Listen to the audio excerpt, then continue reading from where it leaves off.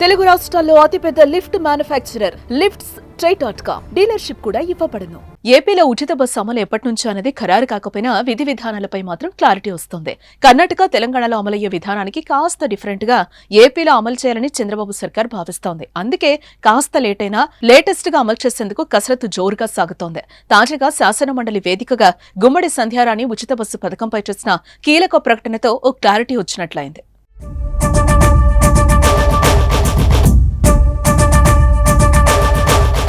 తెలంగాణలో, కర్ణాటక రాష్ట్రాల్లో ఉచిత బస్సు ఇప్పటికే అమలవుతోంది. అయితే అక్కడ కొన్ని సమస్యలు ఎదురవుతున్నాయి. రాష్ట్రం మొత్తం ఉచితంగా ప్రయాణం చేసే అవకాశం ఉండడంతో మహిళలతో బస్సులు కిక్కిరిసి ప్రయాణిస్తున్నాయి. పుణ్యక్షేత్రాలకు, విహారయాత్రలకు ఎక్కువగా వెళ్తున్నారు. అదేవిధంగా ఉద్యోగాలు చేసే మహిళలు ఆటోలను, క్యాబ్లను వదిలేసి ఆర్టీసీ బస్సుల్లోనే ప్రయాణం చేస్తున్నారు. దీంతో పురుషులు సీట్లు దొరక్క ఇబ్బందులు పడుతున్నారు. అంతేకాదు ఆటో డ్రైవర్లు కూడా ఆదాయాన్ని కోల్పోయి ఆవేదన వ్యక్తం చేస్తున్నారు. ఆయా రాష్ట్రాల బడ్జెట్పై ఫ్రీ బస్ పథకం ఎఫెక్ట్ చూపిస్తోంది. ఉచిత బస్సు హామీతో ఆర్టీసీ ఆదాయానికి భారీగా గండిపడి ప్రభుత్వానికి గుదిబండగా మారుతోంది.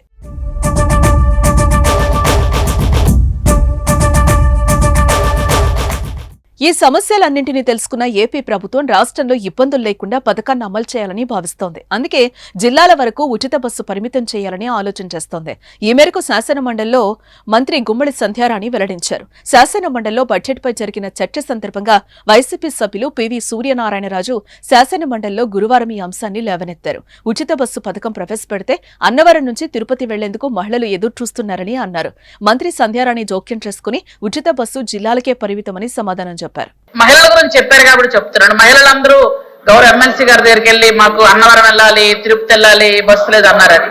యాక్చువల్ గా అన్నవరం, తిరుపతి బస్సులు ఇస్తామని చెప్పలేదు అధ్యక్ష. ఏ జిల్లాలో మహిళలకి ఆ జిల్లాలో వెళ్ళడానికి, అంతేగాని విజయనగరం నుంచి అన్నవరం వెళ్ళడానికి, విజయనగరం నుంచి తిరుపతి వెళ్ళడానికి బస్సులు ఇస్తామని మేము చెప్పలేదు అధ్యక్ష. ఉచిత బస్ ప్రయాణం మహిళలకి ఉంటుంది ఖచ్చితంగా.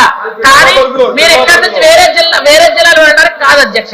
అది క్లారిటీ మీకు ఇస్తుంది. మంత్రి సంధ్యారాణి చేసిన ప్రకటనతో ఓ క్లారిటీ వచ్చేసింది. కేవలం జిల్లాల్లో ప్రయాణం చేసే మహిళలకు మాత్రమే ఉచితమని తేలిపోయింది. ఎవరైనా జిల్లాలు దాటి రాష్ట్రంలో తీర్థయాత్రలు, పుణ్యక్షేత్రాలకు వెళ్లాలంటే టికెట్ తీసుకోవాల్సిందే. ప్రభుత్వం తీసుకున్న ఈ నిర్ణయాన్ని పలువురు ప్రశంసిస్తున్నారు. ఇది మంచి ఆలోచన అంటూ తమ అభిప్రాయాన్ని వ్యక్తం చేస్తున్నారు.